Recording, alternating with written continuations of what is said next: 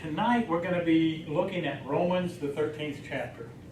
And this is where Paul exhorts the Christians to be subjective to the government and what is in place. And if we go back a little bit and we look back at Romans, the 12th chapter, and how he ended that chapter, it was kind of leading into the 13th chapter. And so let's just start there about the 19th verse of Romans 12. And it says, "Dearly beloved, avenge not yourselves, but rather give place unto wrath. For it is written, Vengeance is mine, and I will repay, saith the Lord. Therefore, if thine enemy hunger, feed him. If it thirst, give him drink. For in so doing, thou shalt heap coals of fire on his head. Be not overcome of evil, but overcome evil with good."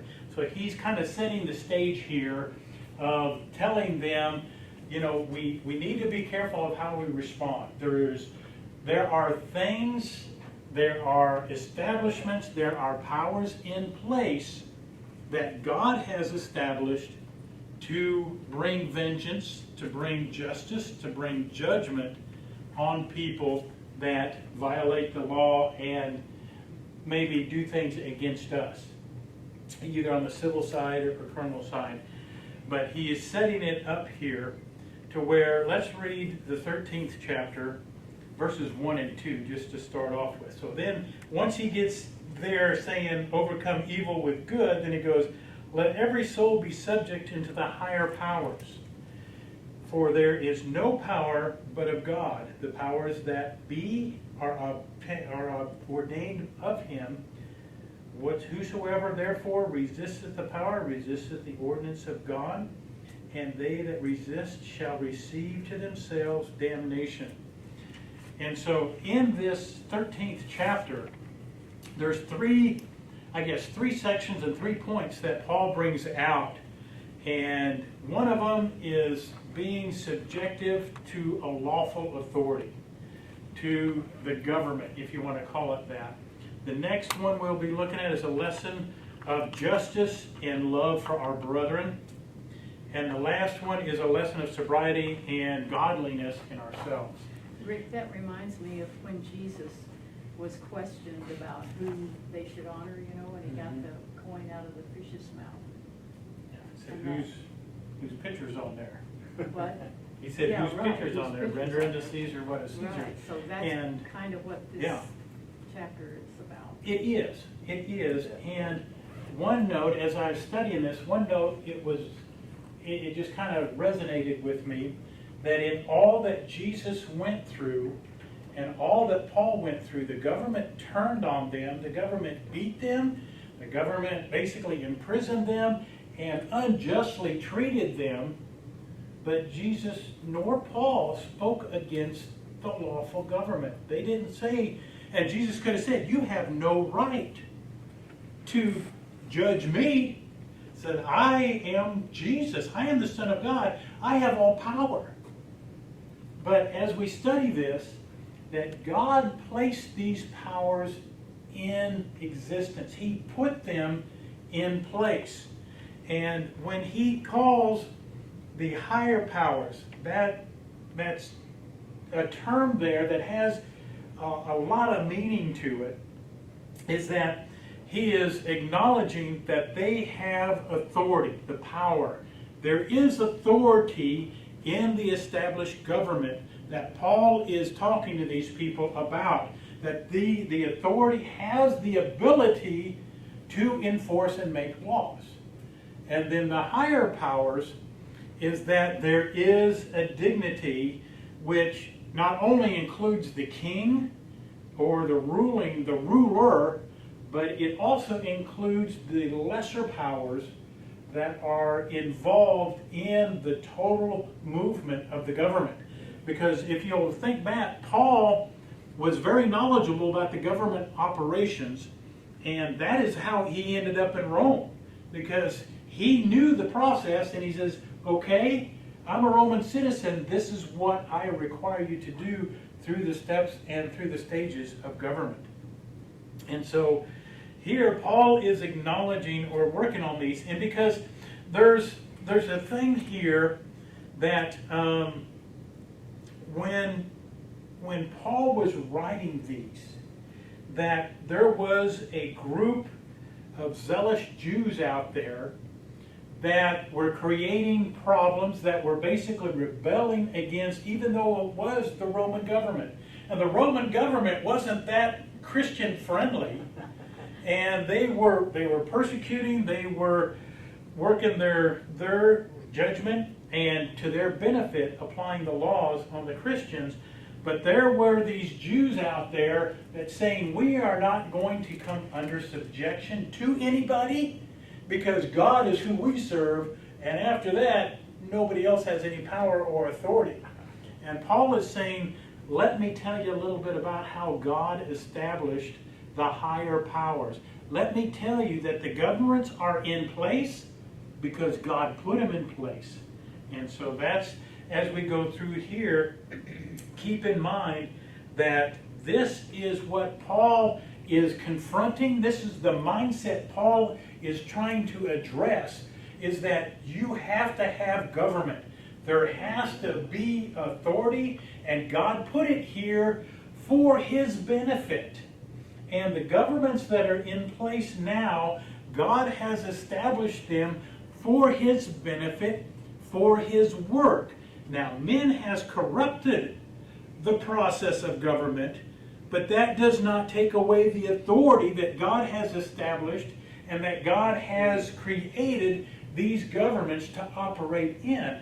And sometimes that's hard for us to understand because we don't agree with the government. We don't go along with it. We just don't believe that they're doing things to the best of our interest. But neither did the people here that Paul was talking to. Much more severely than we ever had. Yes, exactly. It's a lot more severe than what we had or what we have here. But Paul is saying, let every soul, every person, there are no exceptions as to who needs to submit themselves unto the authority of what God has established in the government, in the municipalities, and what magistrates God has set up. We as Christians, in not necessarily agreement with the person in the government, but in obedience unto God, we submit ourselves to the authority that God has established. Hey, Rick, I have a question. Sure. I thought that God didn't want governments. Mankind wanted governments because all the people around them were having like a king or whatever, and so He allowed that because they were trying to do what everyone else was trying to do. Now, on that, even though that there are, they wanted a king to rule over them in place of God. They wanted somebody they could see as an authority. But however, even though before that, when God had established things, God has established the rule of law. God established priests. God established a legal process, if you would. The judges, people like Samson and some of those others were judges. They were called judges, but they were the civil authority. They were the civil authorities that God had put in place, that God had established. Even though there was not anybody in that position of king, there was still a rule of law and authorities that people had to answer to if they were to violate the law. And they went before these judges, and they had to present their case. And so God uses the governments to execute the laws that are out there, and He uses them to correct evil or wickedness. And He also, it's one thing here that not always is, like we know, the governments don't always fall in line with what we think they should with God.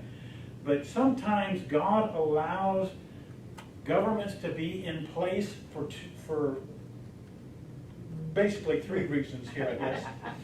One is to carry out His will, to make judgment, to do correct, to call out evil, and to correct evil as it happens. And I think that was kind of the basis of America when we started, is that principle of biblical correction. And then another one is to draw judgment upon the people.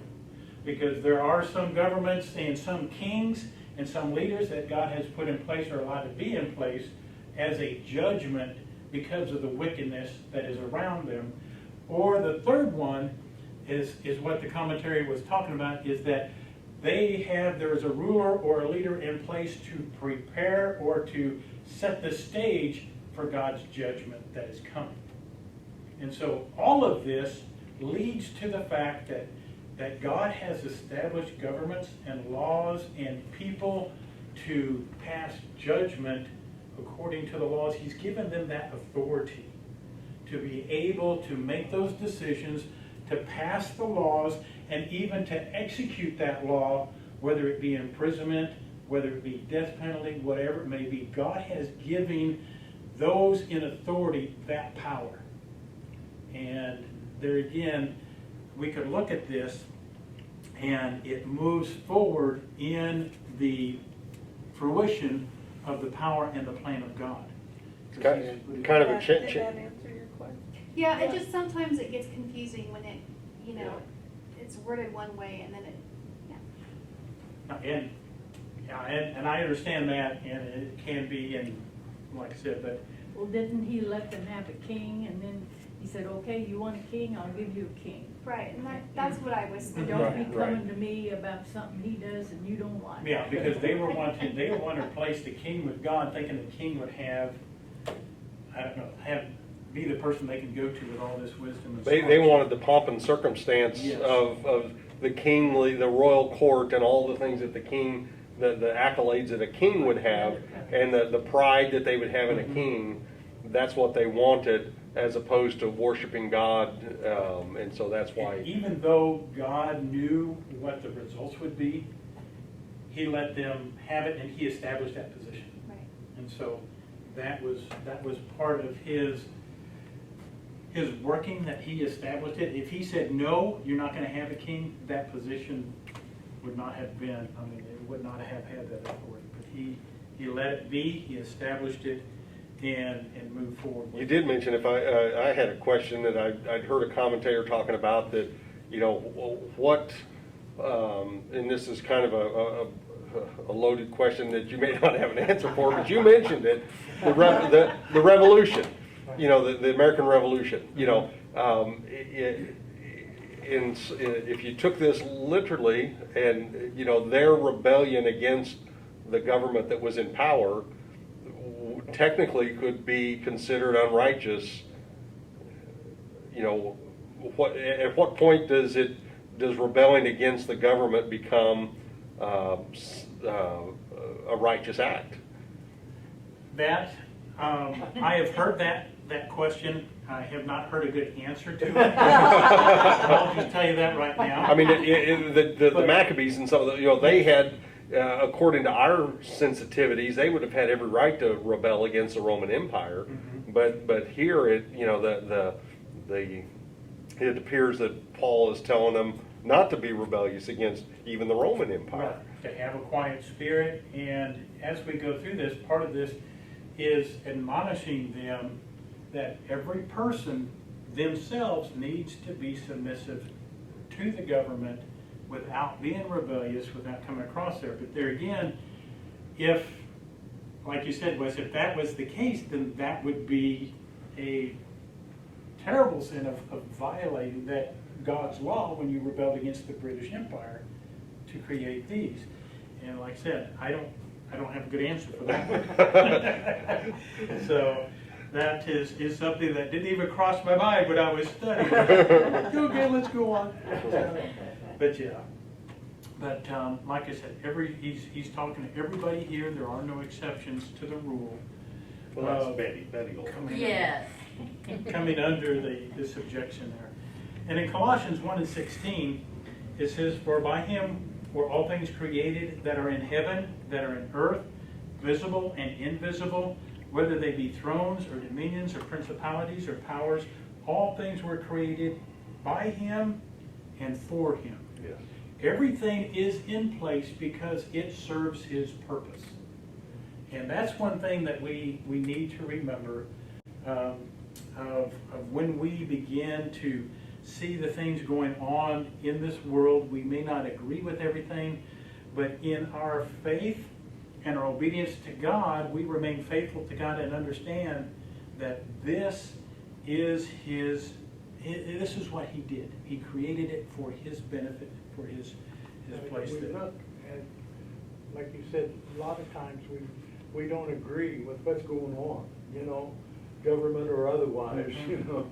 But just think what it would be without any form of government. Yeah, and that's what the commentary said. Bad government is better than no government. Because we've seen what bad government can do if justice is not upheld. We've seen what that looks like. But there again, if there was no government, there would be no rule of law, there would be chaos, there would not be anything. But there again, I've also heard it where two people are on an island, there's law and there's the system. There's somebody's in charge. You know? And so it would kind of be hard for a society not to have some kind of a law that, because somebody's going to come up and start making it. But yeah, government, its place is to have laws in place and enforce those laws and pass judgment on those laws. That's what God made government to do and gave them. There again, God gave them that authority. They just didn't acquire it from someplace else or from other men, but God gave it to them. And there is no authority except from God. That we subject ourselves to governing authorities because they are appointed by God. And like I said, we may not agree with it, we may not understand where God is going with some of these governments and some of the people and some of the things that He has moving it in place, but He is looking at the master plan. All these things are happening because He has put them in place and working with them. Daniel 2:20 through 22. It says, and this is where Daniel was talking to Nebuchadnezzar, and Nebuchadnezzar comes up and he talks to his magicians, and he has a dream, but he can't remember his dream, and he wants them to tell him not only what he dreamed, but then interpret it for him. And everybody's going like, that ain't happened before. And so Daniel, and he was going to kill all the princesses because they couldn't give him this answer. So Daniel went to the Lord and prayed that God would help him and give him the answer to what the king dreamed and what the interpretation was. And that's where this picks up, is after God revealed the dream to Daniel. Daniel begins to pray. Daniel answered and said, "Blessed be the name of God forever and ever, for wisdom and might are His. He changes the times and the seasons. He removeth kings, and He setteth up kings. He giveth wisdom unto the wise, and knowledge to them that know understanding. He revealeth the deep and secret things. He knoweth what is in darkness, and the light dwelleth in Him." So God raises kings and He removes kings as He sees fit. And then He also gives them wisdom and understanding and power and authority to rule once He puts them in place. And that's, if you drop down to the 37 and 38 of chapter 2 there in Daniel, it says, and this is Daniel talking to Nebuchadnezzar, just putting it right on the line for him.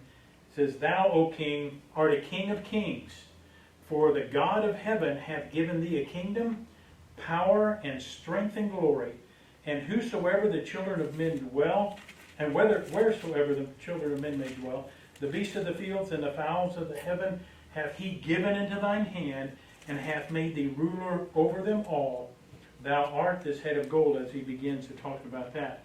But He is the King of kings. He is a king above all other kings because God has given Him the authority to move and to obtain and to possess what He possesses. And God has done the very same thing with the Roman government, Roman Empire here, and Paul is trying to get this across to them, that there's no power but what God has given to them and God has ordained. That if God did not ordain the power that is out there, the governments that are out there, they would not be. And it says, "Whosoever therefore resisteth the power, resisteth the ordinance of God. So if you fight against the government, and like I said, don't know about the Revolutionary War, but if we create turmoil in the government simply because we do not agree with it, or things happen that create us to be disgruntled or whatever, Paul is saying if you fight against the government, if you create a turmoil in the government that God has established, you are fighting against the ordinance of God. And this goes a lot deeper into our spirit and our understanding, deeper than we're going to get into tonight, that it's really going to have to resonate within you, the Spirit of God working within you, to fully move through this thing and understand what is going on. And so, but Paul is saying that when you fight against the power that God has established, you are fighting against the ordinance or the blessings or the establishment that God has put up there. And they that resist shall receive to themselves damnation. And this damnation, it is calling to judgment. So those people who rise up against the government, against the laws, against those who are in place that are establishing the laws and creating the judgments and passing the judgments, those who fight against that are going to be called into account by God for their rebellious spirit. And that's what a big part of this is. It's a spirit that gets a hold of people that they do not want to submit to a government. And it's not necessarily, we may put names on it, but it's not names. It's authority that is out there that people refuse to come under subjection to, that God has put in place. And so whether you want to call it a bishop in the church, or whether you want to call him the President of the United States, if we do not fall under the government that God has placed in here and subject our spirit and our submission to, then there is a spirit we need to start looking at within us and find out what's going on. When the authority, we've talked about this in some other classes, that even if you go into a place of business, you should be subject to their authority. And, as simple as going in the exit door, it just That makes me so mad. It does, doesn't it? That there are people that will do that just out of rebellion. I know that says wrong way, but I'm going to go in there anyway. You can't tell me what to do, and but that adds to chaos and disruption in the flow of traffic. And that's the mentality that we're born with, to be rebellious, and to, if you tell me to go left, I'm going right. Yes. And What's rebellious is the spirit of witchcraft. Unless it's God telling you to be rebellious, like Moses. I mean, Moses Right. disrupted everything. But that is true. That is true. But he was following. No, I'm not going to try to. I'll just leave that go. But You're right. that applies to our pastors too. Yes. Our pastors are the ones that have authority, and too many times our members, will reject the authority that he really has. Yeah. He or she really. The pastor and all these people in government have been given the authority, but they too are servants also.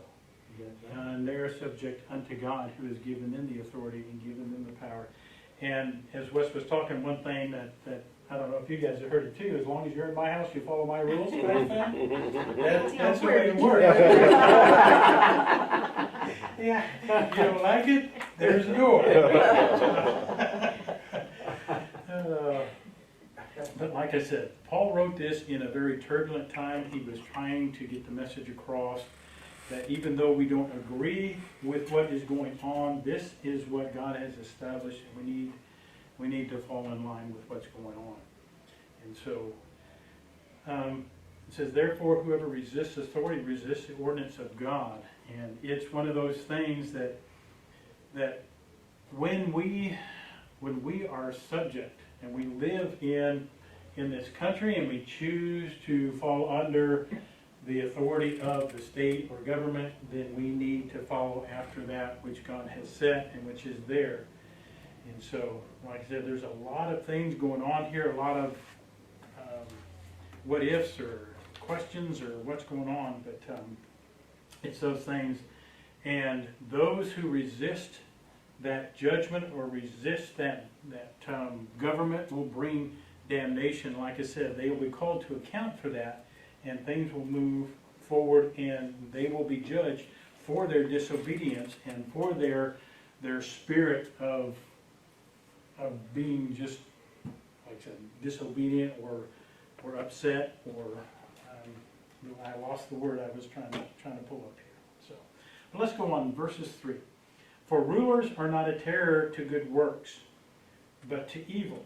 And this is part of what Paul was trying to get across to them, that rulers and the laws and the governments are there to enforce it and to punish those that do evil. And there again, when evil people become into these positions and they take on this power and they get within themselves, they manipulate this power that God initially gave them for good to evil. And that's the human nature kicking in, but that is not the way it was intended to at the very beginning. But there again, God is going to hold them in judgment for not following what the ordinance and the way He established these governments to be. So it was originally intended that the rulers not create any terror for those who are doing good, but to the evil. And going on, it says, wilt thou not be afraid of the power? So what do you have to be afraid of? Do that which is good, and thou shalt have praise of the same. When you follow the laws, they aren't going to be coming after you, for the most part.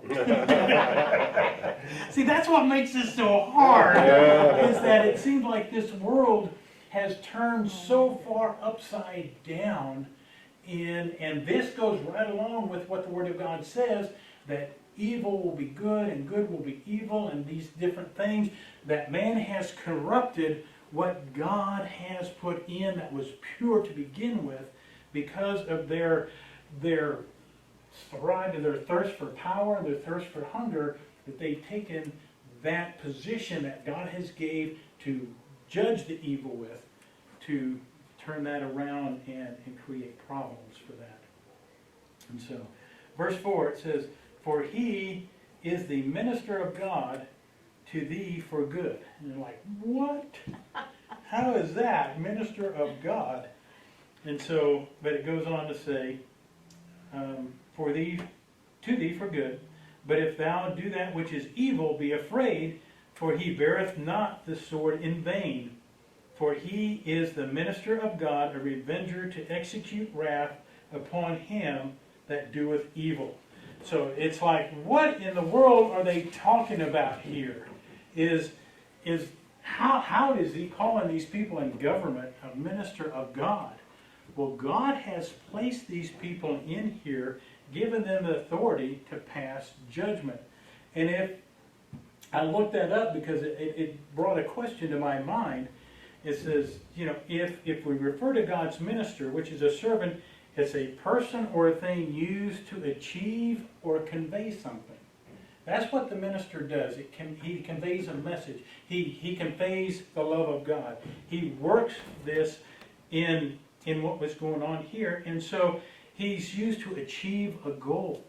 And so this person that is in authority, that he is the one that is set out for judgment, and he is going to be the one to carry out the plan of God that was originally intended, that there will be evil that will be judged, and this person is intended to do that and to pass judgment upon the evil. And not only does he have the authority to pass a judgment on the evildoers and the wrongdoing, he has the authority to execute that judgment.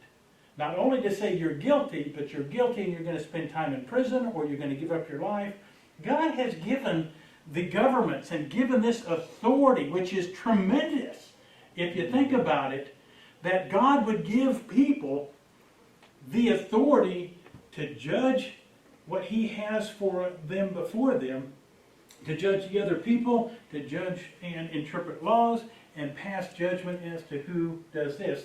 So that is where our judgment, our court system comes from too, is that it works right along with what is going on here, that you present your case before the judge, and then he makes a decision as to whether you violated the law or not, and then he passes judgment as to what your punishment will be. And it mentioned here, it talks about the sword. And the sword was the common punishment in the days of the Roman Empire. I mean, if you were found guilty and you were sentenced to death, more than likely, unless you were a really bad dude, you got your head lopped off with a sword. And that's what it's referring to here. The cross was only saved for the very worst of the worst. And so it is saying that this person here in the Roman Empire, even though he has the authority to take your life, we still need to be subjected unto the government that God has in place. And not to create problems, not to create issues. And there again, this is not an easy lesson to teach or listen to or anything. But Paul was trying to get across to these folks that we have to be obedient. And it's not, and Paul reiterates this, it is not because we think this is a good government, we think this person is good, but we are being obedient because we love God and what he has established, and we follow after him for that. And I'm sure the people that he was talking to was kind of like some of you guys, the way you're looking at me now. It's like, what are you talking about? I don't agree with that. That's crazy talk. And so, but I'm sure Paul had that reaction too. And Something like vengeance is mine, saith the Lord. Mm-hmm. Yeah, and that's exactly what this is we have a system that works to take the vengeance so that we are not caught up in that evil for evil type of a thing. Verse 5, it says, wherefore you must needs be subject, not only for wrath, but also for conscience sake. So Paul's saying here, you need to be obedient to the laws that are out there, not only because they can punish you if you don't, but because it's the right thing to do with the Christian spirit and in obedience to God, is to live a holy, quiet life and follow after the laws and be obedient unto them. And so that's what he's saying. There's a conscience, that our conscience, the Bible talks about being seared, to where there is no feeling, there is no caring, there is no understanding, that if our conscience is seared, it is closed off. And there is nothing that it is absorbed by it. It is just old, it is crusted, it is hardened over, and if our conscience is tender toward God, then we move toward being that person that is obedient to God, that is obedient to the laws, that works that way. I'm not saying you're not going to go out here and speed or anything like that. But, well, I think the other thing that we, in my mind, and like other opinions, there are times when man's law will contradict God's law, and God's law would always trump that. And so, if you look at like the 3 Hebrew children, that the king commanded them to bow down to the idol, and they knew that was contrary to God's law. So they rebelled and disobeyed in that scenario, and that was not considered a negative. That was a positive thing for them because they're obeying God's law above anybody else's law. Yes. And I had that. I'm sorry, I got ahead of you. But no, I appreciate that comment, because that's true, is that there will be times when the government and the laws here will contradict God's laws. And we are obligated, because God's laws come first and foremost above all else. And as we work forward and move forward, that we need, there again, the wisdom and the understanding that God will help us to know where that line is and know what to do, and give us the strength to stand when we need to stand, and give us the strength to be submissive when we need to be submissive. Because I I don't think it would be real tough to stand sometimes. It's real hard to be submissive. And so if we need that strength of God to have a submissive spirit, and there's a difference between being submissive and kind of, I don't know the word, a good word for it, but just being soft and just not having a backbone to stand, and just kind of being one of those people that are tossed around. There's a difference between that and being submissive. And so God wants us to be submissive and not over here on the other side where we are moved around with everybody's opinion and everybody's ideas, what the law says and what we should do. And I think that allows us to be participants and active in the government process. We're not just going to take whatever comes at us without having, our civic responsibility to be active in that process. Yes, and that is part of that standing up and taking a stand for what we believe is right. There are processes in place that we have, but yet when that process is done, we need to accept that and move forward. That doesn't mean we agree with it. It doesn't mean that we think that's the right thing to do, but it's coming under the government and working that way. And we still take a stand and we still preach the Bible. We still believe in what God has said, and we move forward with that. So, like I said, this Paul said a lot here. All the bad stuff that's going on, you see it on the news all the time, and you just get depressed, and you think, well, God has it all in control, and He is going to take care of it, and it's going to work out if we just stay faithful and pray as much as we can for whoever is in power. Yes, That you'll have the wisdom and the strength to stand up. that's true. And like I said, there are some times when God puts leaders in place to pass judgment or to prepare for judgment to be passed. And so when a country or when a nation does not submit themselves as a whole unto the Spirit and the power of God and to the laws of God, bad things happen, and then that's when maybe some of these leaders rise up that are not following the Spirit of God and following after God, and then judgment comes through that. But that does not relieve us, like Mom said, the obligation of praying for those in our leadership, that God would use them and God would change their hearts. And so many people suffer from bad decisions on leaders' part. I'm thinking about Russia and Ukraine. Mhm. Those poor people are suffering terrible because of one leader or another. Mhm. It is, and it's our understanding is so limited. You just kind of wonder, why is that happening? Why is it happening? But God has everything in control. Yes, He does. He's got things. He's moving. He has ordained everything in place. And I don't know if that brings you any peace or calms your spirit any, but God knows what's going on. God has the plan. God sees the beginning from the end. And we may not understand it. We may not understand what governments move, how they move, why they move. But God is creating the big picture. And That's right. judgment is coming. And He is creating the place for the end time. And so that works. Okay, we don't hurry up, we're not going to get done. So, it says, for this cause pay ye tribute also, for they are God's ministers, attending continually upon this very thing. Render therefore to all their dues, tribute to whom tribute is due, custom to whom custom is to custom, fear to whom fear, and honor unto honor.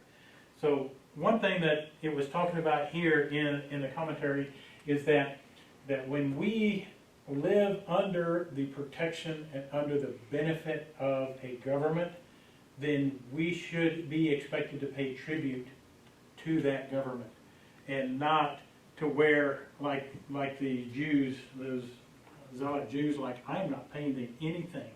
I'm just taking the benefit of being in, let's just say, being in the United States. being blessed in this nation, but yet I'm not going to pay my taxes. And that's not what God's intention is. That's not what Paul is trying to teach here, is that when we come under subjection to a government and receive the benefits of that government, we need to support that government in our monetary. And it talks about tribute, and it talks about custom. So there's tribute, which would be taxes, and custom, that would be kind of an occasional fee that is coming out. And I don't know whether you want to call it property tax, I don't know what you want to call it, but there's other fees that are expected. But not only in money, but respect those who deserve the respect. And I've been taught that you don't necessarily maybe agree with the person in the office, but you respect that office. Whatever that office may be, that you may not agree with who is in there and what they're doing, but that office, in God's view too, deserves the respect, because God has established that office, whether it be president, whether it be king, whether it be monarch, whatever it be, judge, whatever it is, that position is due respect. And we as Christians, that spirit that we have should respect that position. Even though we don't, maybe like I said, agree with the person or the judgment coming from that we fear to whom fear, and honor to whom honor, is what it's referring to there. Owe no man anything, verse 8, but to love one another, for he that loveth another hath fulfilled the law. And it's talking about, it's not talking about borrowing, and some people use this as like, don't borrow any money. You can't survive that way. It just doesn't work that way. But what it's saying here is, when you are in debt to somebody, you pay them at the very best the way that you can, and you continue in paying your commitment to them, and not go and spend that money that's committed to that individual for that debt on something else.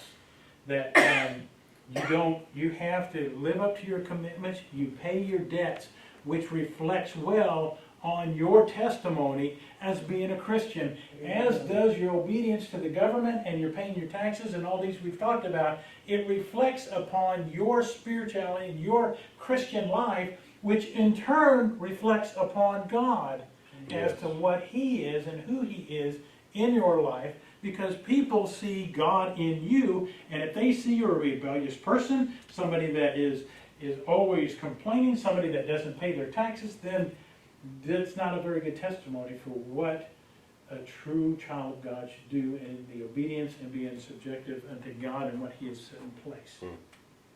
I know that's tough. That's tough. So, and then he switches and says, but to love one another.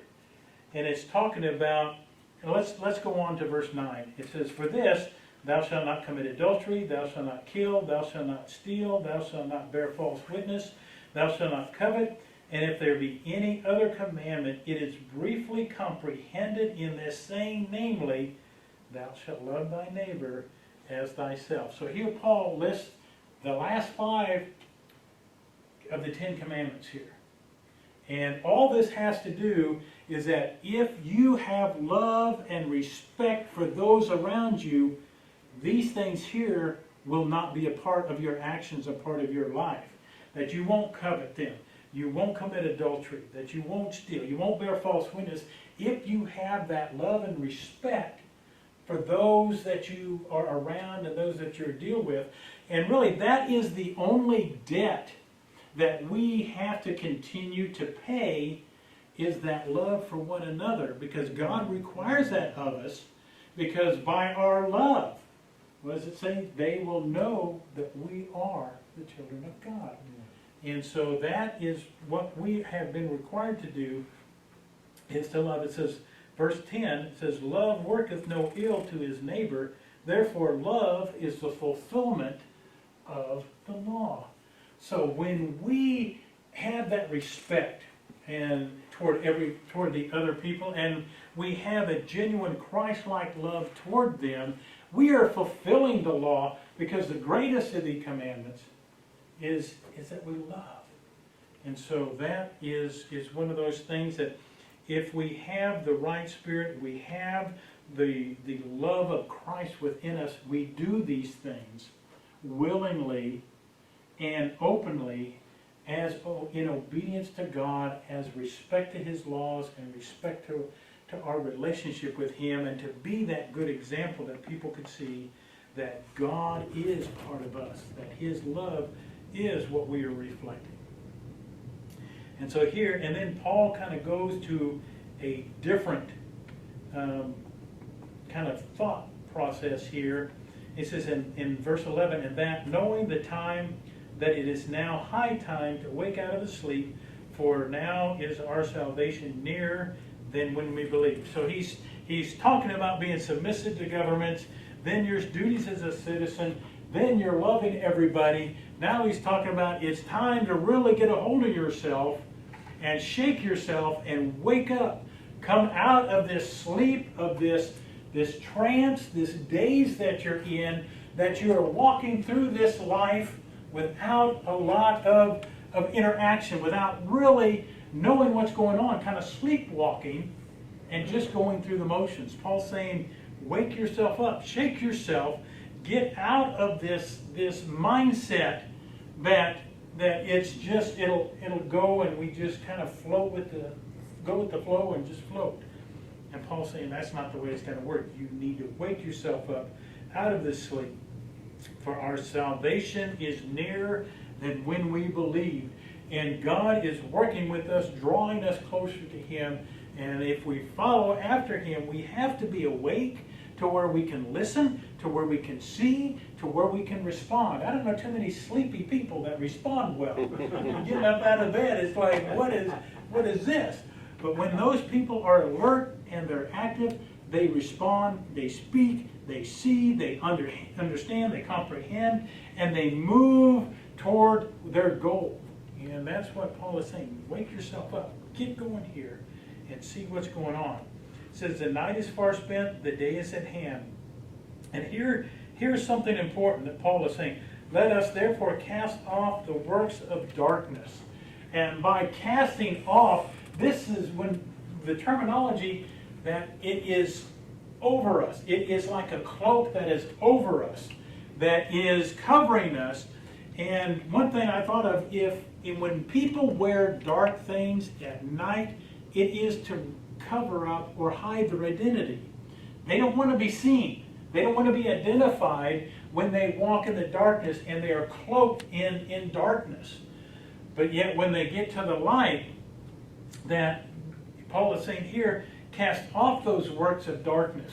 We want to cast off the works of darkness. We want to be identified as a child of God. We want to be known as a child of God as we move forward with this, as we see, as we waken ourselves up, that God is the one we are after. And it says, let us put on the armor of light.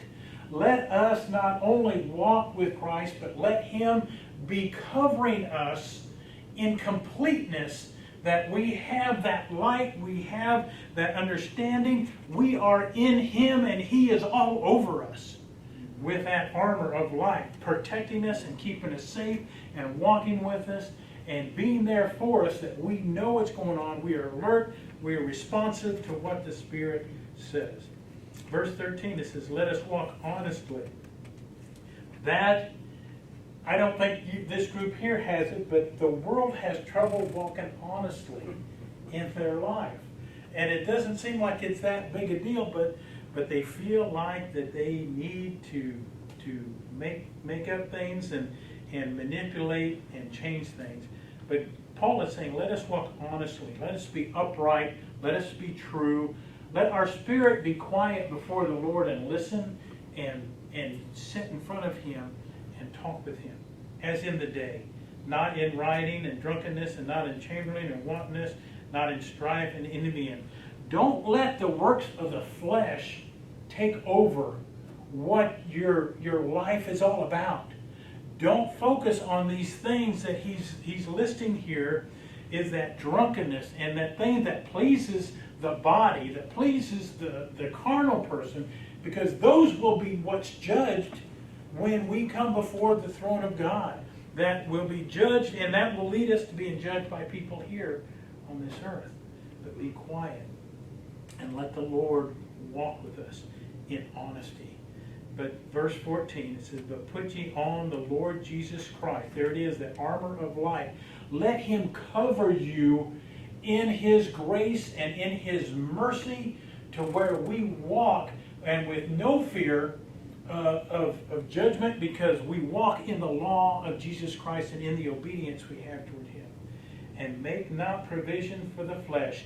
And one thing I was reading, it says, don't be anxious, to where we start hoarding things for our fleshly satisfactions that there are out there, thinking that we will need them sometime. But don't be anxious that you won't be provided for. Don't be anxious to the point where we get so focused on the things that we need for this body that we lose sight of what God has for us spiritually. And that's, Paul is trying to get them to understand a little bit more here, that the provision, don't make provision for the flesh, is what he was referring to, that to fulfill the lusts thereof. Now God knows we need things in our life, but when those things in our life become our focus, that it becomes so, it creates such an anxiety within us that that's all we think about, then there's something wrong with that. Be honest before God. Put the Lord Jesus Christ on, and he will walk with us and keep us safe and move with us. So be submissive to the government. I know. But there's ways to do that. And like I said, there's a lot of things we can say, a lot of points we can discuss. But be obedient unto the order and the rule that God has set. Yes. That's what it's all about. The order that God has placed, because it is placed it for his benefit. And I want to be part of that benefit that God has out there to be used to promote his work, his will, and his way among this world. And if I am the one that's always screaming out there, running up and down, and rebelling against the government, that's not a very good testimony. But yet I want to be obedient to God. I want to have a quiet spirit to listen to him. I want to love everyone as much as I can. To fulfill the law. To fulfill the law that God has for us. And to be ready for that day. Whenever that day may be, that God comes and delivers us. And there again, we need to be prepared by putting on the Spirit of God, putting on Jesus Christ in our lives. Does anybody have anything they'd like to say Your in last closing? comment, just, in ourselves, we can't do what you're telling us to do. No, I can't. No. But God will make a way. He will. And there again, that the S word, that's submissive, that's where that comes in. And I truly believe that God honors a submissive spirit, that honors him and is obedient unto him. And being submissive is putting your will number 2 or number 3 or number 4. That's what submissive is. And then it may be rolling through that you put somebody else ahead of what you need, what you want, what you desire, because God has placed it on your heart, and God says this is what is in line, and this is what obedience is. So, yes. You're going to have to tear up your protest signs. Tear up your So, well, thank you for coming out. We'll just say a quick prayer tonight, and then we'll be dismissed. Lord Jesus, we do thank you for your word. God, we thank you for helping us in studying the word tonight, that it would be something that we contemplate. Lord, we want to be obedient into your will and to your way. God, we want to honor those things, those positions you put in place. But God, we want to be obedient unto you in all things that we do, to love and to be ready for that day when you call us, that we would have you on us and moving forward. We thank you, Lord. Go with us the rest of this week and bless us, we ask. Amen. Amen.